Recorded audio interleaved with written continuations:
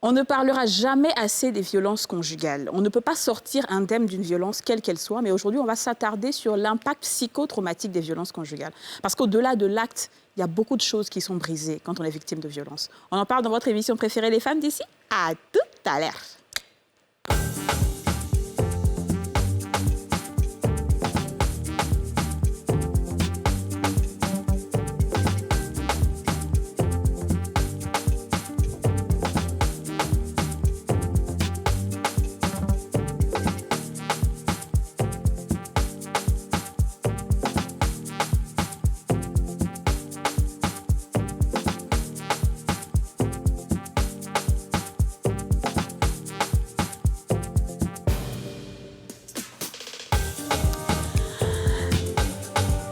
Bonjour à tous et bienvenue dans ce nouveau numéro des Femmes d'ici, l'émission en question, l'émission autorisée, l'émission que vous aimez et que vous suivez tous les jours du lundi au vendredi.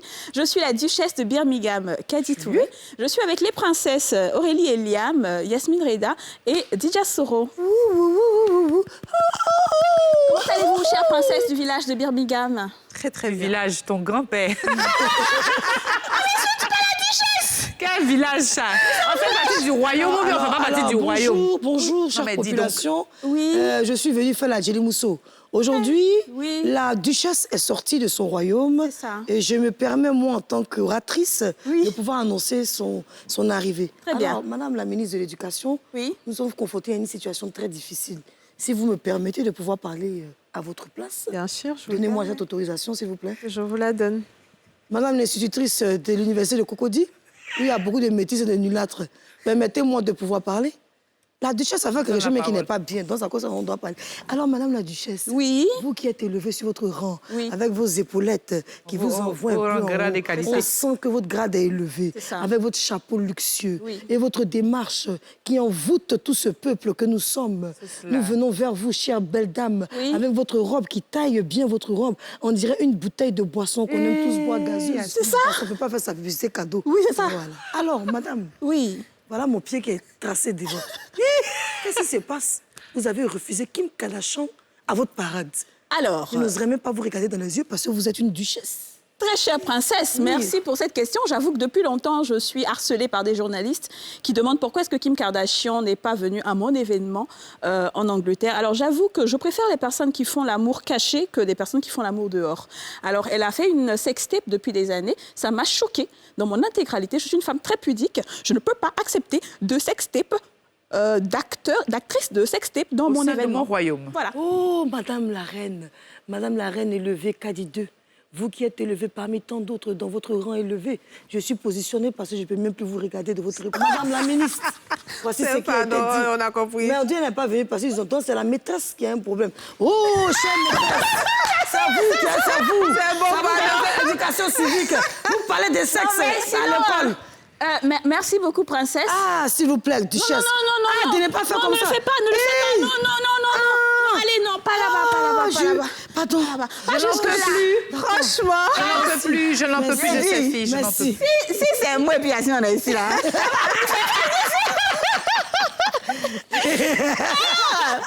La duchesse et les princesses sont là. On va s'applaudir quand même. C'était le spectacle du jour. C'est chic, hein? Je te dis, On va transformer ça en cinéma. on peut faire ça. Oui, parce que Patrick Edouard m'a mis un beau chapeau, donc il fallait qu'on honore ça à la juste valeur. Vraiment. N'est-ce pas? Et je suis habillée comme une élève de Exactement. première. Et puis mon professeur Aurélie est là. Même on ne sait pas quel genre d'éducation elle donne aux enfants. Ben, les enfants, C'est Kim quoi qu'on donne aux Kardashian, enfants? même elle ne savait pas qu'elle allait devenir ça. Pourtant, elle lui donnait cocotin en classe tous les jours. moi, Mais je ça sais de pas. l'éducation. On donne cours d'éducation sexuelle. On dit éviter, voilà ce qu'il faut faire, voilà ce qu'il faut éviter. Cours de planning familial, tu t'en fais dehors. Voilà, maintenant, C'est ça, on te refuse l'entrée, c'est comme ça. c'est pas de ma faute. Hein. Alors les filles, aujourd'hui on parle de l'impact psychotraumatique lié aux violences conjugales. Je pense que Soyons plus sérieuses, effectivement. voilà, je pense que vous le savez, hein, quand on est victime de violences conjugales, comme je le disais, au-delà de l'acte qu'on te pose, c'est beaucoup de choses qui est détruit. Effectivement. C'est beaucoup de choses. C'est la confiance en soi, c'est dans ta tête, c'est-à-dire que émotionnellement, dans la famille, le regard que tu portes sur les autres et sur toi-même, la valeur que tu te donnes. Il y a beaucoup de choses qui sont détruites quand une personne te tape, surtout dans le couple, que ce soit l'homme ou la femme. Hein. voilà, parce qu'il y a des hommes aussi qui sont victimes de violences conjugales. Est-ce que vous savez un peu, enfin, vous pouvez me dire un peu peut-être cet impact psychotraumatique-là? Je sais qu'Yasmine en sait beaucoup de choses, donc je vais la laisser parler en dernière position. Vas-y, déjà. Oui, c'est vrai qu'on ne sort jamais indemne, hein, comme tu as dit, de violences conjugales, que ce soit physiquement, que ce soit psychologiquement. Sachant que ça commence toujours par le côté psychologique avant d'être physique. Donc, on est déjà vraiment très bas dans notre estime de nous-mêmes. Et quand la violence physique arrive, c'est le coup de grâce, en fait. Et ce sont des femmes qui, malheureusement, n'ont pas un suivi psychologique conséquent après. Quand ce n'est pas traité à l'amiable, déjà, d'ailleurs, pour dire oui, c'est la famille, il faut laisser couler. Après, on ne s'occupe pas de ce qu'elles ressentent, de comment elles se sentent à l'intérieur d'elles-mêmes, de leurs émotions. Est-ce qu'elles sont capables d'aimer à nouveau? Est-ce qu'elles sont capables de tenir un foyer à nouveau? Est-ce qu'elles ont même envie encore d'avoir des hommes dans leur vie? C'est très compliqué d'être victime de violences conjugales, sachant que le volet psychologique est très peu pris en considération en Afrique et particulièrement en Côte d'Ivoire aussi. Je suis d'accord. Même si, de plus en plus, on essaie vraiment d'ouvrir le débat sur la question. Très bien. Aurélie? Elle a tout dit. Hein? En tout cas, elle a tout dit. Mais attends, on dit la ministre. Toi, tu penses à un jeu bien. Je t'assure. Moi, ce que je pense, c'est qu'il y a deux cas. Il y a le cas où ces femmes, justement, restent traumatisées à vie, mais elles restent dans le foyer parce qu'elles sont jugées par la société. Souvent même, on les accuse d'être responsables de subir des violences. Donc, elles ont un double traumatisme. Et il y a le deuxième cas où il y en a qui réussissent à s'en sortir, ou dans ce cas-là encore, mais il y a deux cas. Soit elles reproduisent le schéma avec un autre homme, parce qu'elles n'auront pas, elles ont perdu complètement confiance en elles, ou bien elles décident finalement de se venger sur d'autres hommes.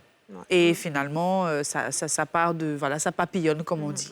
Donc, dans tous les cas, il y a un traumatisme. Et si tu n'es pas aidé, c'est malheureusement... on perd contrôle, quoi. On perd le contrôle. Je suis d'accord. Voilà. Mais moi, je vais juste compléter ce que les deux belles dames ont déjà dit. Effectivement, c'est vrai que s'il n'y a pas de suivi, c'est-à-dire que des fois, nous, les Africains, on a l'impression que le suivi psychologique, c'est quelque chose qui n'existe pas, qu'on ne devrait pas faire. Mais en vérité, dans ce genre de cas, c'est très important parce que ça vous permet de reprendre confiance en vous. Ça vous permet aussi d'être une femme douce. Parce qu'une fois que vous avez été frappée, martyrisée, à un moment donné, vous devenez très violente, même dans votre façon de faire, dans vos agissements. Vous ne devenez plus femme entièrement parce que vous avez été blessée. Donc, vous avez peur de tout. Il suffit que vous êtes en discussion avec un homme, peut-être avec qui vous êtes en couple, qui lève un peu la main ou qui casse un verre. C'est fini, vous vous braquez et vous commencez à avoir peur de la personne. Et ça brise quelque part l'amour. Donc, ces femmes ont besoin de se reconstruire, effectivement. Elles ont besoin qu'on leur dise « on t'aime, tu peux y arriver, sois forte ». Et comme elle le disait, Aurélie, quand les personnes n'accusent ces dernières, peut-être, écoute, c'est de ta faute si on t'a frappé, ou que la famille, surtout, lui dit « reste, c'est ton foyer, personne ne voit, ça arrive ». C'est qui on n'a jamais frappé, nous-mêmes, on nous a frappé. À ce moment-là, la personne commence à détester les personnes qui l'encouragent à rester dans cette situation. Il faut savoir qu'elle est affaiblie et elle a besoin de conseils pour se sortir de là. Donc, c'est un peu ça le problème. Très bien. D'accord, on va poser la question aux Ivoiriens. Quelles conséquences les violences conjugales peuvent avoir sur un conjoint? On vous écoute.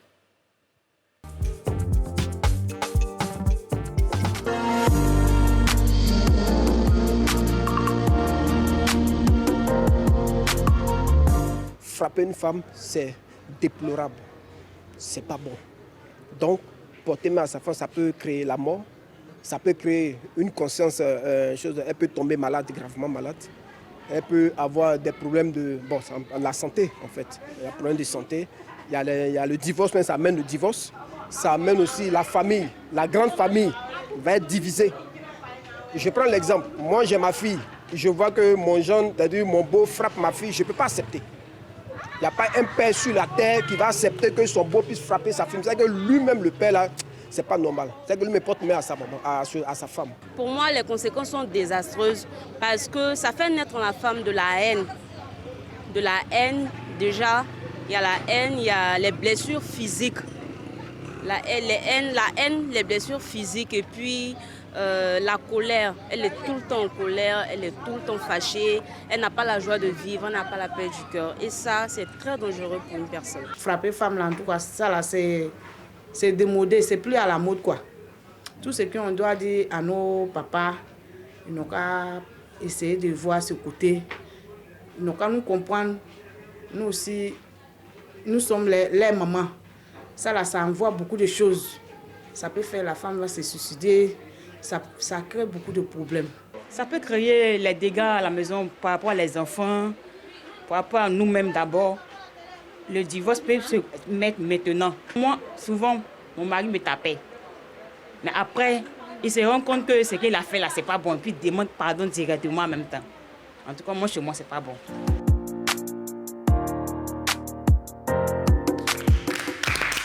D'accord, très bien. Donc tout le monde est unanime dessus, que ce soit les hommes et les femmes. Ouais. On en parle, ça ne doit même plus exister. On se demande qui tape alors. Justement, du coup, tu te demandes qui tape, ça ne doit plus exister. Alors les filles, on va en parler avec une psychologue clinicienne qui est juste avec nous. Elle s'appelle Charbel Kakou. Oui, Charbel Kakou. Charbel. La duchesse, La dame. Non, Charbel.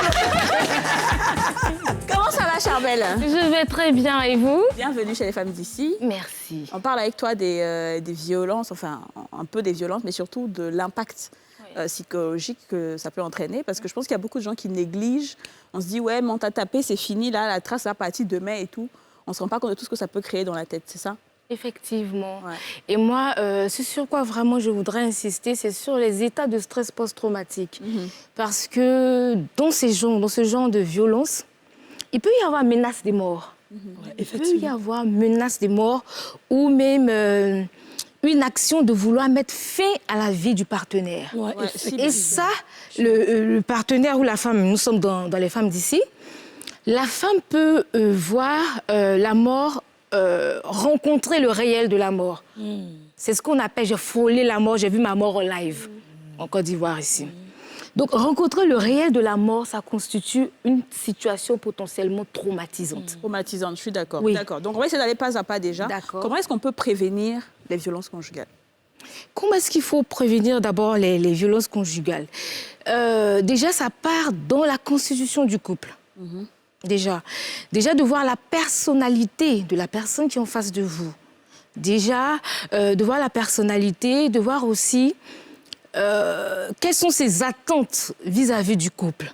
Et de pouvoir quand même être attentive aux réactions du conjoint dans la vie quotidienne. Effectivement. C'est ça, ouais. Dans la vie quotidienne, de voir comment est-ce que votre conjoint réagit aux événements douloureux, aux événements de frustration. Comment est-ce que... Si commence à faire les choses. Là, tu sens qu'il y a la petite colère, là. C'est justement ça que je voulais vous demander, parce qu'au début... Est-ce qu'elle a fini? Tu vas terminer sur ça, tout ce qu'il faut faire attention, là? C'est ça. Ouais. Donc, faire attention à tout ça, voir un peu sa tolérance à la frustration. OK, Ça, c'est important. Très bien, d'accord. On y va, vas-y. Non, ce que je voulais dire, c'était justement pour compléter ce qu'elle disait, c'est qu'au début, l'homme, il ne va pas revenir en montrant qu'il est violent. Il va venir doux comme un agneau quand la relation va commencer. Lorsque la femme va vouloir exprimer une frustration, c'est là qu'on va commencer à sentir une certaine violence. Mais comment, justement, quelles sont les actions que l'homme mène avant même d'arriver à la violence pour dire que cet homme-là, c'est un homme violent? Quels sont dans les détails, en fait? Si vous permettez, je peux répondre, et vous allez répondre à votre psychologue, moi, dans la vie de tous les jours. Vous avez un homme avec qui vous allez dans un restaurant, ou bien vous prenez un taxi, on va dire ça simplement. Vous êtes dans le taxi, vous faites un arrangement, le taxi accepte, et puis finalement, l'homme veut s'arrêter dans un supermarché, acheter une bouteille d'eau. Et bien évidemment, le temps qu'il va mettre, le taxi perd le temps. Et quand le taxi commence à se plaindre, vous voyez le monsieur qui rentre dans une colère, mais une colère immaîtrisable. Et il minimise même le taxi. Mais tu te prends pour moi, un petit chauffeur de X comme ça, tu te prends pour qui? Déjà, et puis il tape sur le capot. Ce sont déjà des signes de violence. Comme Kadi le disait, vous êtes en train de discuter comme ça, puis tu vois, il prend un verre, puis il tape. C'est parce que j'ai pas envie de te porter, mais que j'ai cassé le verre. C'est-à-dire, il a besoin de faire de la violence sur quelque chose pour ne pas te taper, pour se calmer. À partir de là, déjà, la personne, il faut faire attention. Même un homme qui crie sur sa femme et tout ça. Justement, c'est ce que j'allais dire, oui. Est-ce qu'un homme qui crie sur sa femme, qui vient vers elle comme sans la toucher, est-ce que c'est aussi de la violence, ça? Oui, c'est une violence verbale. Violence. C'est une violence verbale. C'est de la violence. C'est Et une c'est comme violence ça que ça verbale. commence, en fait, en Comme ça que ça réalité. commence. C'est-à-dire, ils crient, ils te crient dessus, ils te parlent comme si tu étais sa chose, tu lui appartiens, mais toi, tu es malade, ça va pas. Tu vois, il y a des manières de parler qui a l'impression que tu lui appartiens. Et quand tu appartiens à quelque chose, la personne pense qu'il a le droit de faire des choses sur toi. Et donc, demain, quand il va penser dans sa tête que les paroles ne suffisent plus, il va passer maintenant à l'action. Ou alors, le téléphone sonne. Il cause avec une fille, il n'a pas fait exprès, il a mis le haut-parleur. Je dis un truc banal, hein. Et puis tu entends peut-être une conversation qui te paraît un peu louche. Et puis il dit, mais bref. Et puis tu lui dis, mais c'est qui? Il te répond une fois, mais tu n'es pas deux fois, tu lui poses la même question. Il commence à s'énerver. Parce que lui, pour lui, il est le chef. C'est ça, c'est ça. Lui, on ne doit pas lui poser des questions. C'est ça. Ce qu'il te dit, tu dois te contenter de ça. Pourquoi est-ce que tu veux discuter avec lui? Il s'énerve et puis il commence à te dire, est-ce que tu me connais? Est-ce que tu sais qui je suis? Faut pas m'emmerder. Alors que tu sais que tu n'as rien fait, tu n'as posé qu'une simple question, mais la colère qui remonte en lui est tellement forte. Non, tu as arrêté, mais tu as dépassé de la situation. Toi, tu demandes s'il a fou, mais ça va dans sa tête. Ouais. C'est un truc de ce genre. Tu vois qu'en fait, on s'y connaît toutes. Hein. Je pense que, voilà, on a tous eu quelqu'un comme ça, quand même. Voilà, franchement, on a tous eu quelqu'un comme ça. Est-ce que les femmes n'ont pas tendance à ignorer volontairement ces petits signaux-là? Après, ça dépend de la culture aussi. C'est vrai qu'il y a des indices, mais non seulement ça dépend de l'attente de la femme, parce que culturellement, ça dépend de son âge également, culturellement. Elle a 40 ans, 45 ans, elle a la pression familiale, il faut qu'elle se marie. Il y a quelqu'un en face qui souhaite être en couple avec elle. Qu'est-ce qu'elle fait? Donc ça dépend déjà, moi, vraiment, ce sur quoi je veux insister, ça dépend de la personnalité de la femme, de la construction de cette personnalité-là, comment elle s'est construite. Parce que moi, j'ai rencontré des patientes qui ont pris leur conjoint pour leur tout. Et quand le conjoint n'est plus là, c'est compliqué. C'est vrai. Et même quand il décède, c'est compliqué. Ouais. Il faut s'assumer, il faut être soi, il faut guérir de ses blessures. On ne va pas chez le conjoint pour qu'il paye le crédit de votre parent, qui ne vous a pas donné l'affection dont vous avez besoin. Guérissez, traitez-vous, et puis vous entrez en relation. Alors donc, je voulais demander quels sont les différents traumatismes qu'on peut détecter chez les personnes qui sont victimes de violences conjugales. Alors, dans la violence conjugale, il peut y avoir des troubles. D'accord, okay. Des troubles. C'est-à-dire que quand on est confronté à une violence, cette violence-là a un impact sur le partenaire. Effectivement. Donc déjà, il peut y avoir au niveau même de l'estime de soi, il peut y avoir une baisse de l'estime de soi. Parce que tout le temps, en train d'humilier la personne, de l'insulter, de la rabaisser, ça peut provoquer en elle ce qu'on appelle un monologue intérieur. D'accord? Et donc ce monologue intérieur va être négatif et va influer sur la perception même qu'elle a de sa propre personne. D'accord? Donc on peut avoir ça. On peut avoir également des troubles dépressifs. D'accord? C'est-à-dire qu'un trouble dépressif réactionnel, hein, là c'est réactionnel, c'est-à-dire c'est par rapport aux difficultés du couple que la personne est dans la tristesse, etc. C'est pas comme si c'est un état normal de la personne tout le temps, ou si c'est une personne dépressive de nature, non. C'est lié particulièrement à la situation. C'est par rapport à l'événement qu'elle est dans cet état de tristesse, de trouble de l'appétit, de pleurs constants. Voilà. Sur une période de 2 semaines, la dépression, le trouble dépressif. OK, très bien. Et quand ça va au-delà, c'est plus... Pour poser le diagnostic, il faut 2 semaines. 2 semaines, d'accord. Okay. Alors, moi, je vais juste vous compléter, c'est tellement vrai. Parce qu'effectivement, si on vous dit toujours, tu es bête, avec des gros mots que je n'ai même pas envie de prononcer, sur une personne, effectivement, la personne se sent très mal. C'est comme quand tu vois un enfant, tu n'es pas intelligent, tu es bête, tu ne vaux rien. À chaque fois, tu répètes ça à l'enfant. Il garde et c'est pareil même pour une grande personne. Et surtout quand vous aimez une personne, que vous apprenez à faire confiance à la personne, comme elle le disait au départ, c'est la personne, elle est comme ton tout. Il représente aussi ton papa, peut-être si tu as été traumatisé pendant ton enfance. Il peut représenter un oncle qui t'a fait du mal. Il peut représenter toutes les personnes, en tout cas, qui t'ont pas apporté l'affection que tu voulais. Tu mets toute ton affection à cette personne, cette confiance, et tu veux que la personne vienne remplir, en fait, les cases manquantes. Mais en vérité, la personne ne peut pas. Et si la personne a cette personnalité, elle peut facilement vous casser. Effectivement, à la maison, des fois, quand vous êtes en palabre avec votre chéri, vous pouvez pleurer. Et puis quand tu pleures, tu te dis, mais c'est pas possible. J'ai un bon travail, je m'entends avec tout le monde, je n'ai aucun souci. Mais pourquoi avec celui-là particulièrement, j'ai un souci? Et tu commences à pleurer, tout t'énerve. Et comme elle a dit, souvent même, tu peux souhaiter la mort du partenaire. Souvent, tu commences maintenant à avoir des mauvaises Très bien. Alors, on va continuer cette émission juste après cette courte pause publicitaire. À tout de suite.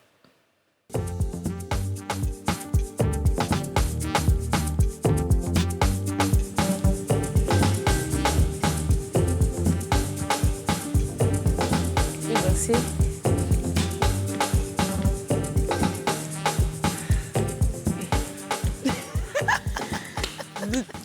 De retour sur le plateau des femmes d'ici, nous sommes avec Charbel Kakou, psychologue clinicienne. On parle de l'impact psychotraumatique lié aux violences faites aux femmes. Charbel, on continue toujours avec toi. Et toi, aujourd'hui, tu es spécialisée dans des troubles mentaux, on va dire, qui peuvent se développer chez la femme, chez la personne victime de violences conjugales, n'est-ce pas? Je ne veux pas dire ça comme Ok, ça. dis-moi. Je ne veux pas dire ça, mais dis-moi. Je ne veux pas dire ça comme Ok, ça. dis-moi. Moi, je suis psychologue clinicienne, donc je suis spécialisée pour diagnostiquer, d'accord, pour traiter la souffrance psychique, quelle que soit son origine, d'accord, mais pas spécialisée forcément dans les violences conjugales. Très bien. Donc, dans tout ce qui est traumatisme, je travaille et je rencontre les personnes qui sont victimes de traumatisme. Le traumatisme peut subvenir donc dans les accidents de la route. D'accord. Dans les guerres, les conflits, dans un braquage de sac à main, d'accord, dans les inondations, les effondrements d'immeubles, voilà, dans ces aspects, dans les catastrophes, le psychotrauma peut intervenir. Comment justement réagit une personne qui est vraiment traumatisée après avoir vécu, que ce soit une violence conjugale ou autre chose? Comment cette personne réagit et comment vous réussissez à traiter ces personnes-là dans ce genre de cas? D'accord. Alors, ce qui se passe quand la personne est dans une situation potentiellement traumatisante, il y a plusieurs aspects. Soit la personne... On va aller faire loin à l'école. Donc, on est doucement, tu vas nous expliquer petit à petit.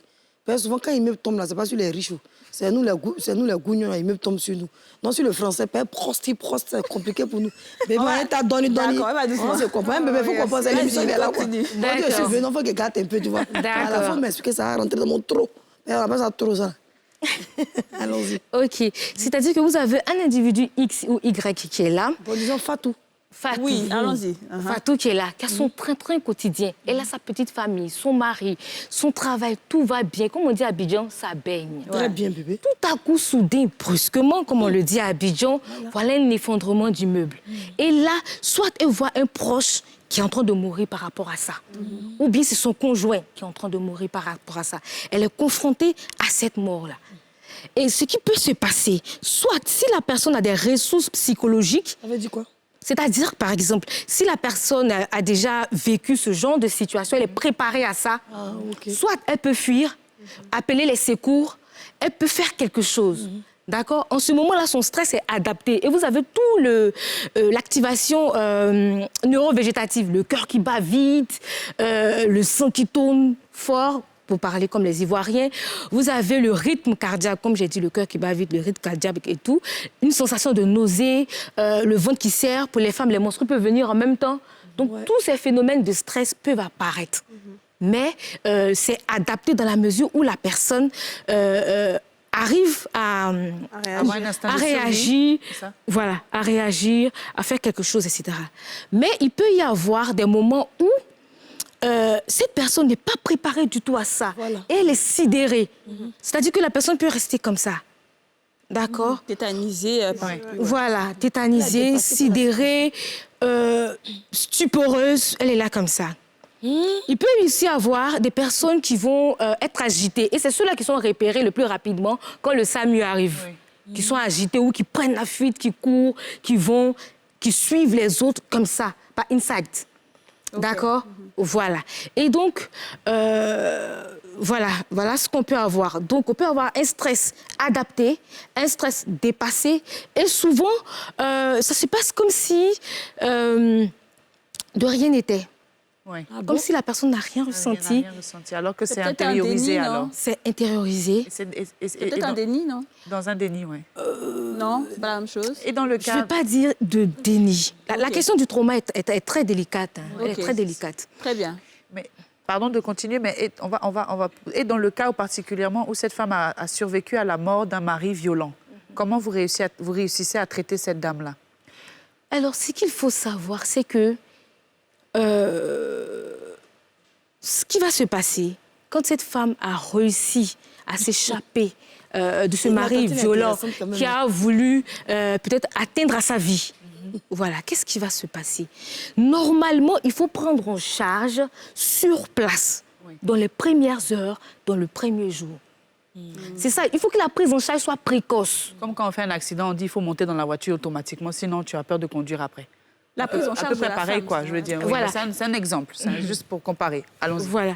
Donc, il faut faire de la prise en charge précoce, là, sur le terrain. Parce que après, 1 mois après, 2 mois après, on rentre dans ce qu'on appelle l'état de stress post-traumatique. C'est là-bas, pour parler comme les Ivoiriens, qu'on ne veut pas arriver. C'est ça. Et qu'est-ce Parce que ce qui se passe là-bas, Il se passe quoi là-bas, ce justement? qui se passe là-bas, c'est qu'il peut y avoir ce qu'on appelle les reviviscences. Chérie, on ne peut pas comprendre Je ça. vais expliquer. comprends, Je vais moi, expliquer. je Les comprends. reviviscences, c'est quoi? C'est quand la personne est assise ou bien quand Elle elle se dort, remémore. elle a des cauchemars. Pense à tout Ah, ça. les Elle a attaques des cauchemars. Les spirituelles. cauchemars de la scène violente reviennent. Ouais. D'accord? Et ensuite, même quand elle est là, elle est éveillée, elle peut revivre la scène, même s'il y a 2 ans, 3 ans, Oui, 4 bien ans que sûr, ça s'est s'oublie passé. pas, ça. Pas seulement que ça ne s'oublie pas, c'est justement pourquoi nous voulons faire la sensibilisation. Pas simplement de dire ça ne s'oublie pas, c'est qu'il y a une mémoire traumatique qui est là. C'est-à-dire que la personne peut être là et vivre le trauma de façon continue, même s'il y a 4 ans. Et les gens vont lui dire, ah, depuis 4 ans... Vous traitez comment ça? Vous traitez comment concrètement? Voilà, comment vous Comment traitez? vous traitez? Ma Avant chérie, de dire tu comment m'as on traite, il faut traumatisée, vraiment mais qu'on tout ça, là. explique. Oui, oui, d'accord, on J'ai y déjà va. traumatisé. Voilà. Je suis à Donc, il peut y avoir des reviviscences. Il peut y avoir également de l'évitement. Ne plus passer au lieu où il y avait eu cet accident ou cette violence où la personne a été menacée de mort. D'accord? Ce qu'il faut savoir dans l'état de stress post-traumatique, soit vous avez été menacé de mort, soit vous avez vu un proche qui a été menacé de mort. Donc, soit vous êtes témoin, victime ou même sauveteur. D'accord? Donc, on appelle ça un traumatisme vicariant. Voilà. Donc, ce qu'il faut faire dans le traitement, déjà, c'est déjà de reconnaître la souffrance de la personne. Ça, on est dans le traitement maintenant. hein. Oui, il faut reconnaître, il faut valider la souffrance de la personne. Ne dites pas, ah, tu fais exprès, à cause de ta petite agression, ça fait 4 ans, tu ne peux plus aller au marché là-bas. Ou bien, ça fait 4 ans, tu ne peux plus passer par cette route-là. C'est Ou bien, ça, ça ouais. fait 4 ans, tu as été violée, bon, tu ne peux plus avoir de relations sexuelles avec ton mari. Il ne faut pas reconnaître. banaliser la souffrance de la personne. Il faut reconnaître cette souffrance-là. D'accord?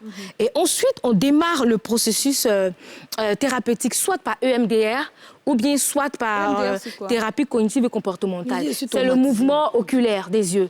EMDR. Oui, EMDR. C'est-à-dire qu'on va désensibiliser la personne à cet événement traumatique qui s'est passé à d'accord. cause du fonctionnement du trauma. Vraiment, moi, j'aimerais bien qu'on explique Oui, le traitement. expliquer, mais dans un français vraiment qu'on peut comprendre, quoi. Tu vois ce que je veux dire? D'accord. Voilà, Ok. dis-moi. Ma chérie, tu m'as traumatisé. Ça fait 5 fois que j'ai dit ça. Parce que si on me sort de cette émission, qu'on me demande, il y a du EMDR, EKDR, tes yeux vont bouger. Donc, quoi. EMDR, les yeux, quoi, c'est hypnotiser la c'est personne ou bien c'est quoi? EMDR, là, les yeux. Moi, j'ai déjà fait une fois la technique EMDR. Ouais, c'est quoi? C'est quoi? une Voilà, faut nous sorte dire. de technique psychologique qui permet de faire revivre la personne le traumatisme qu'il a vécu avec un mouvement, en fait, par exemple, on peut prendre un bic comme ça et on te dit de te mettre dans la situation. Et c'est comme si on bizarre, t'hypnotisait, hein. non? C'est une sorte d'hypnose, Il faut plus vous auto-hypnose. m'hypnotiser pour faire ça. hein. Mais c'est pas un truc.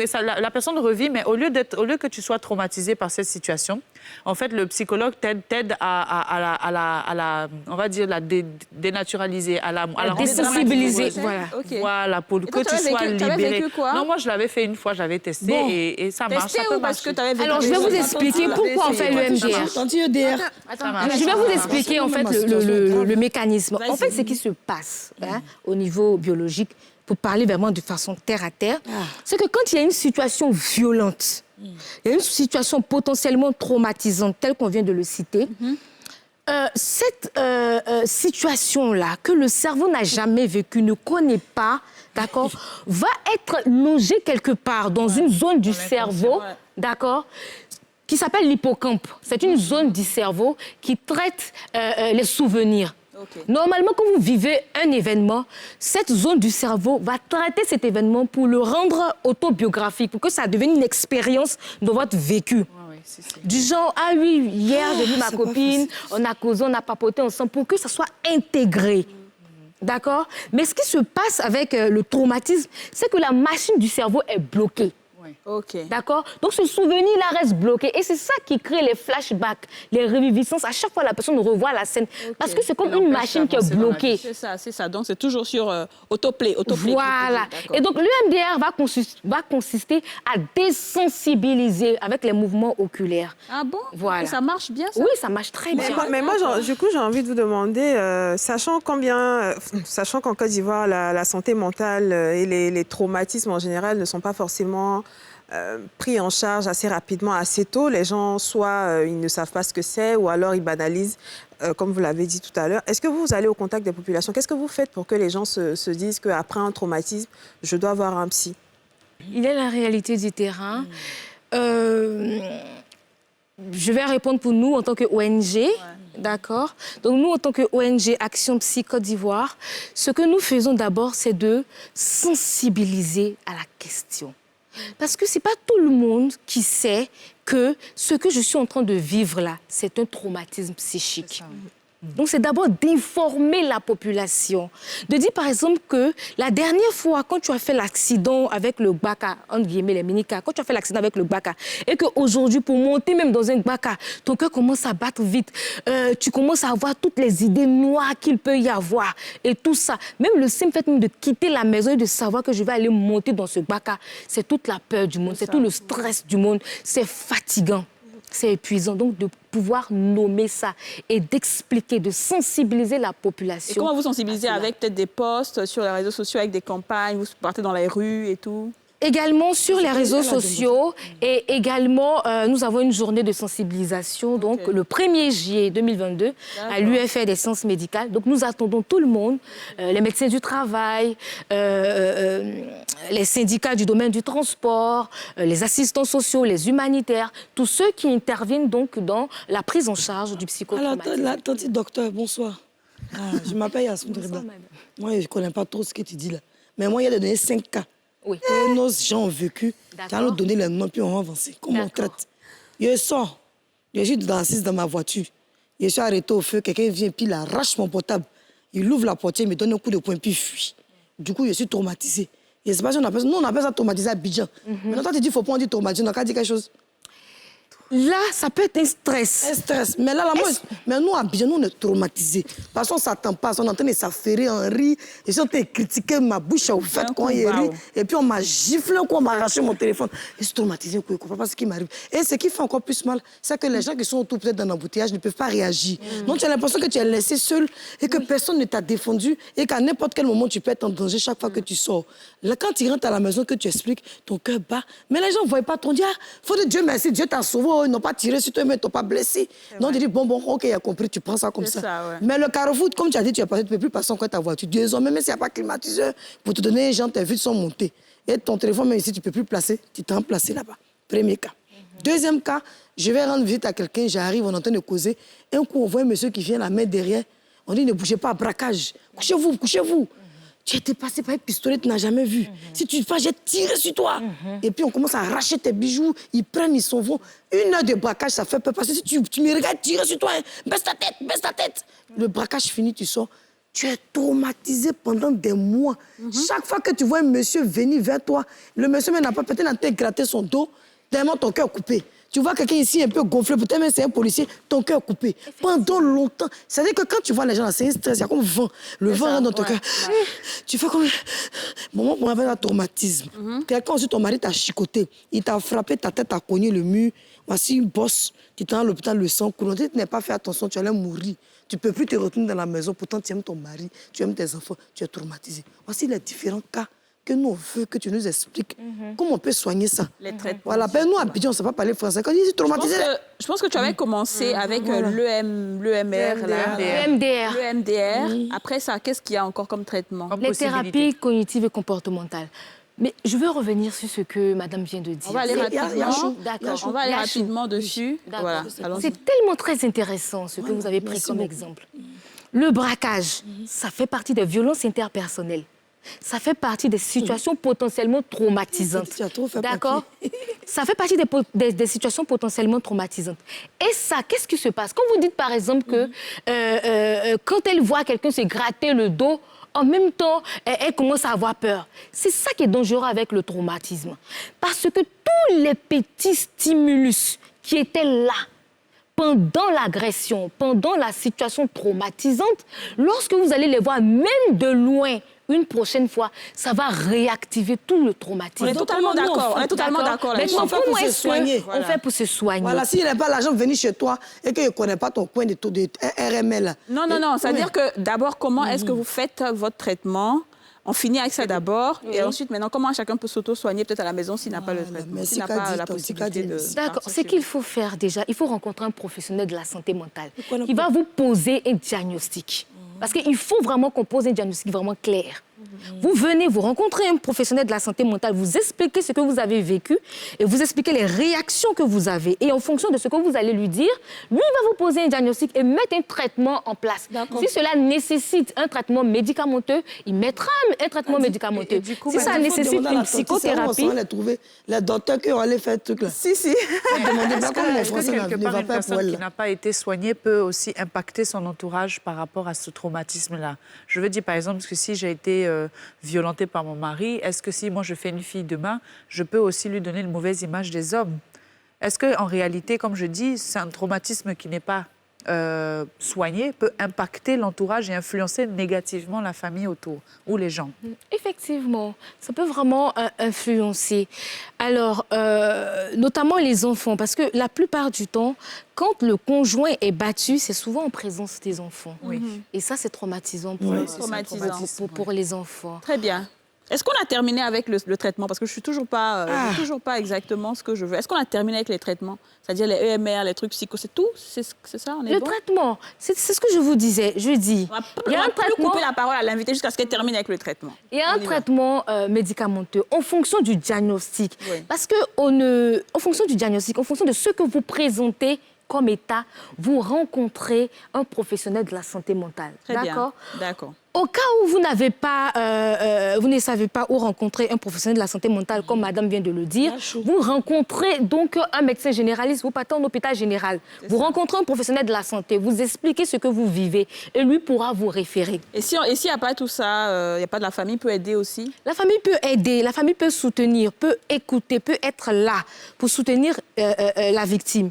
Mais c'est que le traumatisme psychique, c'est délicat. Ce n'est pas l'affaire de tout venant. Ça peut mettre combien de temps pour soigner une personne qui est traumatisée comme ça? Combien de temps ça peut mettre? Le SPT, puis ça va dépendre de la technique aussi, hein. Ça va dépendre de la technique. Combien de temps à peu près en fonction des personnes? Avec peut-être... ça va dépendre non seulement du traumatisme, ça va dépendre... Oui, mais en santé, tout n'est pas linéaire, d'accord? Ça va dépendre du traumatisme. Oui. Ça va dépendre de la personnalité de la personne qui est en face. Ça va dépendre de ses ressources psychologiques, d'accord? Oui. Excuse-moi, c'est ça que les internautes sont fâchés, t'es coupé. Mais aux États-Unis, tous les gens tirent sur les gens. Quand on demande à la personne, toi là, vilain là, pourquoi tu as tué les gens? Il dit quand il était petit, mon papa me violait, mon grand frère me violait, donc moi il allait me venger. Tous ceux qui voient comme tonton, ils sont en train de là-bas, ils les ont tous tués. Pourtant là-bas, là, tous les médecins, des psychologues, des psychiatres, des psychiques, des psygnagnans, eux tous sont versés là-bas. Mais la personne, son spice, il a tout gâté. Mais ils sont tirés sur les gens. Les gens n'ont pas tellement la culture en fait d'aller voir les psychologues. Voilà, donc on va juste marquer une pause publicitaire, Yasmine, on va marquer une pause publicitaire et on se retrouve tout juste après pour la suite de cette émission. Ah, ok. Désolé.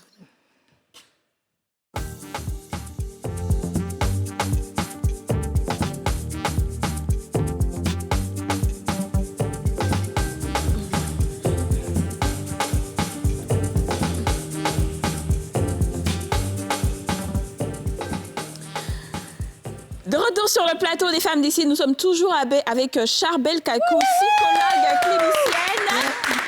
Alors les filles, avant de passer au sans tabou, j'aimerais qu'on puisse parler rapidement de l'impact sur les enfants aussi. Charbel, tu peux nous dire à quel point est-ce que ça peut aussi impacter les enfants, même psychologiquement? Oui. Psychologiquement, déjà de voir son parent qui est battu par son père, déjà, il y a... Son père ou sa mère? Ouais. Son père ou sa mère. On ne sait jamais. Ouais. Donc, de voir en tout cas l'un des partenaires battre l'autre. Déjà, les enfants, il y a une perte de repère. D'accord. Il y a une perte de repères. Et au niveau même déjà du cadre, c'est compliqué. Je pense qu'on va passer au son tabou. Merci, ton petit Kadi. On va passer au son tabou. J'étais traumatisée, je sais pas. Je pense que les filles, on va passer au son tabou. Ouais. Alors, les filles, on passe au son tabou maintenant. La question du son tabou. Quelle serait ta réaction si ton fils manquait de respect à ton nouveau chéri? À ton beau-père, À son beau-père. Ton nouveau chéri, ça peut être ton époux, il t'a épousé ou pas, ça, voilà, ça dépend. Mais ton fils est grand et il manque de respect à ce monsieur-là.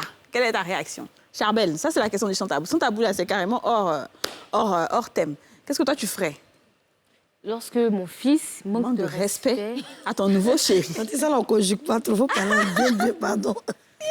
On va nous tuer. D'accord. C'est difficile, hein? C'est quand même une question difficile parce que c'est une question d'affectivité. Hein.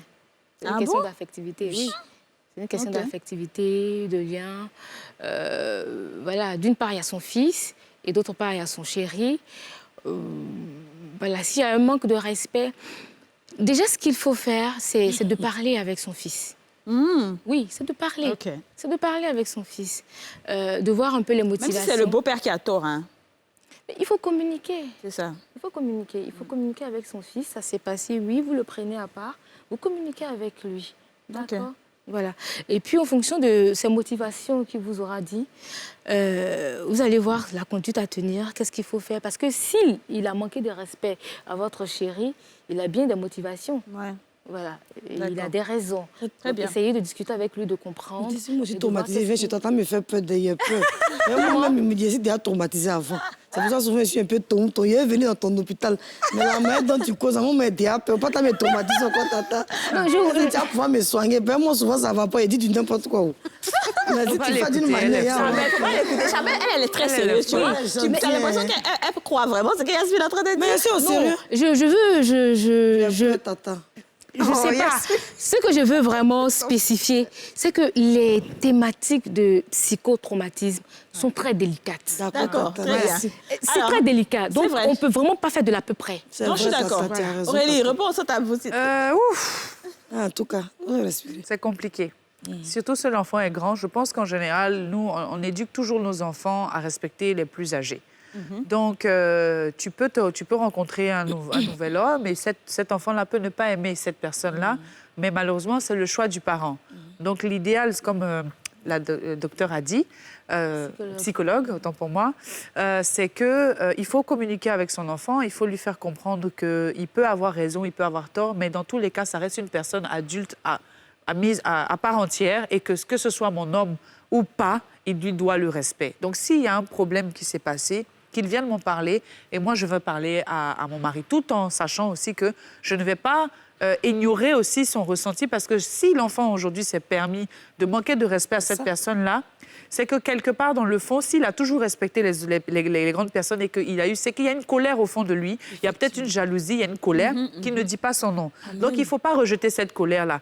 Par contre, il ne faut pas les confronter tous les deux. Il faut le prendre à part et prendre le mari à part. De telle sorte non, la psychologue des femmes d'ici. La psychologue ici. Non, tu es bonne. Moi, il n'y a plus les pommes. Tu vois, les choses s'arrangent parce que beaucoup de mamans se séparent de leur mari, de leur nouveau copain à cause de leurs enfants parce que les enfants n'arrivent pas à s'entendre. C'est ça qui est dommage. C'est dommage. Dis-nous, Didja, qu'est-ce que tu ferais? Alors moi, je pense que si un enfant peut manquer de respect à ton conjoint, c'est peut-être parce qu'il a été témoin de certaines scènes qu'il n'a pas appréciées. Parce que même quand tu es témoin d'une scène entre ton père et ta mère, ça te remonte. À plus forte raison, un homme qui n'est pas ton père, qui se comporte d'une certaine façon avec ta maman, ça peut te remonter. Mais je pense que l'idéal, déjà, dans un premier temps, c'est de ne pas laver son linge sale devant les enfants. Absolument. Ça éviterait qu'ils aient à prendre position, soit pour la maman, et évidemment, il prendra position pour sa maman. Ouais. Donc, déjà, de ne pas laver son linge sale devant l'enfant. Mais au cas où ça a été fait et que l'enfant a vu ça, s'il prend parti, je pense que la maman doit pouvoir se remettre en question et réajuster son mode de fonctionnement avec l'enfant et son conjoint. Voilà. Là, il n'y a que des gros Français dans cette émission. Dis-nous, Yasmine. D'accord, à 13 jours, la rue 12, rue Barré, derrière chose là. Voilà, France-Amérique. Il y a chaud avant que tu parles là, non, pardon. Hein? Faut continuer pendant que tu parles. Non, je suis traumatisée. L'émission là t'a traumatisé Mais c'est comme aujourd'hui. dans les dessins animés, là. Quand ils ont mis courant, Voilà. quand on met courant sur toi dans les dessins animés, puis tu es traumatisé, tes cheveux grrrr. C'est zéro là qui est sorti. Merci pour le soutien. C'est Je ça. vous adore, les filles. Je vous aime Vas-y, de tout dis, mon cœur. faut parler même. Non, ma copine, c'est le mieux. Radio Espoir. Donc, c'était en France-Amérique. La tante et son mari, depuis que l'enfant a 13 ans, et quand l'enfant il a eu 20 ans, l'enfant n'a jamais manqué de respect au monsieur. Mais le monsieur, c'est lui qui est méchant. Pourquoi il dit les méchants? C'est-à-dire l'enfant, partout, il passe chez ses camarades, les parents après pour dire, vous avez bien éduqué votre enfant, est-ce que votre enfant peut venir rester pour parler, donner conseil? Mais ce jour-là, l'enfant est exposé, qu'est-ce qui s'est passé? Ça fait que quand l'enfant s'en boit de l'eau la nuit à 1h du matin, il voit son beau-père qui est couché au salon en train de parler au téléphone avec des femmes. Les femmes, là, souvent, sont nues. Ils sont dans la fête de chérie. Quand l'enfant passe, allez, t'as en boire de l'eau? L'enfant dit oui. À 1h du matin, tu as faim? L'enfant dit, mais comment ça, tonton? Il rentre, il voit ça. Souvent, c'est quand la maman n'est pas là, le tonton passe au téléphone. Allô? Oui, on va aller dîner, chérie, ne t'inquiète pas. L'enfant, lui, mais quand il compte, il y a une qui est en France. Voici, elle est quittée en France. Elle est venue. Elle dit qu'elle fait location, mais c'est une menteuse. Elle est dedans. Il y a une deuxième encore qui est venue, elle est danse. Elle est chanteuse. Il y a longtemps, elle a duré en France. Peut-être même elle a dit, Netini, on ne connaît pas, elle est vieille, mais ça ne va pas aussi. Elle aussi, elle est dans le championnat. Il y a une autre encore, elle est quittée aux États-Unis. Elle aussi, elle est dans le championnat. Bon, l'enfant, là, c'est quelle éducation le monsieur lui a donnée? Et puis maintenant, dans Dibi, la femme en avait marre. Parce qu'on dit un jour à 4h du matin, le téléphone a sonné. C'est une femme qui a... La femme a... La femme, et vous-même analysez ce qu'il a vous expliqué. Hein. À 4h du matin, il y a une fille qui a appelé. Le monsieur dit, je suis couché ma femme. Elle dit, attends, des gros mots. Le monsieur dit, je suis couché ma femme. Il rappelle la femme. Elle dit, tu as couché à quelle femme? Et puis elle l'insulte. Lui aussi lui dit, les deux s'insultent. Wow. Un monsieur de la sorte que l'enfant a respecté depuis ses 13 ans quand il a 20 ans. Et maintenant, la femme, à un moment de l'enfant, se met à pleurer. Parce que c'est que le monsieur est en train de mentir qu'ils ne sont plus ensemble alors qu'ils sont dans la même maison. Attends, ok. Comment tu fais? Pourquoi tu ne me salues pas dans la maison? Depuis que ta mère est partie, tu ne me salues pas. L'enfant dit, mais tonton, je t'aime tellement, il te saluer comment? Ça me fait mal toute la souffrance que tu infliges à ma mère. Et quand je te vois parler à toutes ces autres filles, ah bon? Toi, tu es qui pour pouvoir dire ce que moi, je dois faire à ta maman? Tu es qui? Non, discours. L'enfant dit, d'accord, tonton, tu es fâché, il faut me chasser. C'est comme ça le papatoya du monsieur. Comme c'est un papato lui aussi, il prend son téléphone, il appelle ses vieux pères. Les vieux pères papato aussi, mais leur vie c'est penché. C'est un conseil de ça, ils vont donner à l'enfant. Ils n'ont pas le droit. S'il t'a vu nu, il a vu dans ton caleçon, donc l'enfant ne va pas les manquer respect. D'accord. Donc, du coup, elle a déjà répondu, mais il voulait donner la réponse. En réalité, c'est Si l'enfant n'a jamais manqué de respect, c'est le post-traumatisme. Moi, je suis psychologue. Ça dit que c'était tout dans le cœur de l'enfant. Donc, il a versé. Wow, donc, en gros, c'est de la faute au... L'enfant n'a pas le droit de le faire, mais c'est mieux que de donner la violence. Parce qu'il peut te donner Djakou dans l'œil et puis rendre l'œil noir. On va dire qu'il est mal élevé. T'as pas dit comme son papa. Donc, si je comprends bien... Oui, la maîtresse. Oui. Voilà, il était chassé. Je suis traumatisée. Ma femme avait me traumatiser. Ma famille quand on pousse. Si je comprends bien. On peut faire ça. Ton fils manque de respect à ton nouveau chéri. Vous avez préconisé la discussion. La communication. La communication. C'est dans ses habitudes qu'il éviter de faire des histoires devant l'enfant. C'est exactement. Et Yasmine a donné les détails d'une affaire rocambolesque. Ce qui s'est réellement passé pour que le gars manque de respect. Mais je suis d'accord avec vous sur ça. Je pense que si un enfant n'a jamais l'habitude de manquer de respect à son beau-père, qui est là depuis longtemps dans sa vie peut-être, si un jour il le fait, c'est vraiment parce qu'il a vu quelque chose. Surtout quand c'est les garçons. Tu sais, les garçons, ils se connaissent entre eux garçons.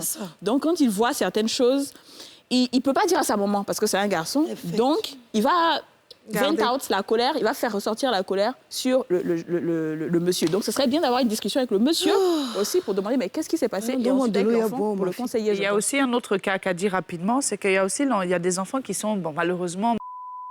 Et le beau-père rentre dans la vie de la maman. Il veut essayer de recadrer aussi l'enfant. Oui. Et l'enfant ne peut, il veut pas parce qu'il va dire mais toi tu n'es pas mon père, je te permets pas. Et ça c'est encore pire parce que malheureusement il y a aussi des mamans qui couvrent tellement leurs enfants, qui finalement se retrouvent dans une situation où elle préfère protéger l'enfant plutôt que de protéger le beau-père qui, finalement, dans le fond, a raison.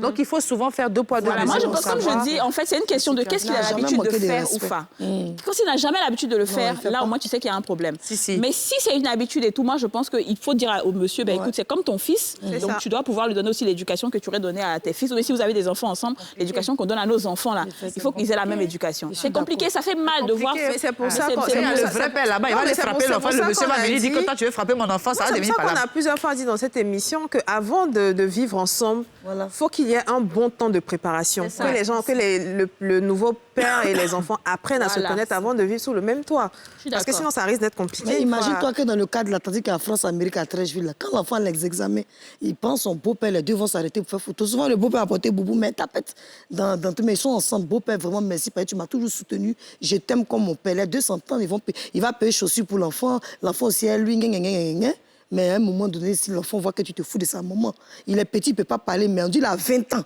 C'est-à-dire que lui, où il est là, mais tous ces trucs sont au complet. Ouais. Ah, toi aussi. C'est ça. Alors les filles, nous sommes à la fin de l'émission. Charbel, merci d'avoir été avec nous. Je pense qu'on a très bien parlé un peu de tout ce qui peut s'en suivre hein, d'une violence conjugale et de toute violence d'ailleurs. Et j'espère que tout le monde comprendra et on ne va pas prendre ça à la légère. Quand une personne est victime de violence et de violence conjugale, on ne va pas dire « ouais, c'est pas grave, attrape ton cœur et tout ». Voilà. Donc moi, je tiens à te dire merci et j'exhorte tout le monde à se rapprocher des personnes compétentes, à ne pas banaliser les professionnels de la santé mentale parce que notre mental, c'est tout. Quand on n'a pas notre mental, on n'a pas suffisamment confiance en nous, on ne peut pas éclore, on ne peut pas briller dans la vie parce que voilà, on est diminué, il y a quelque chose qui nous manque. On se retrouve demain pour un nouveau numéro des Femmes d'ici. Bye bye. Bye bye bye.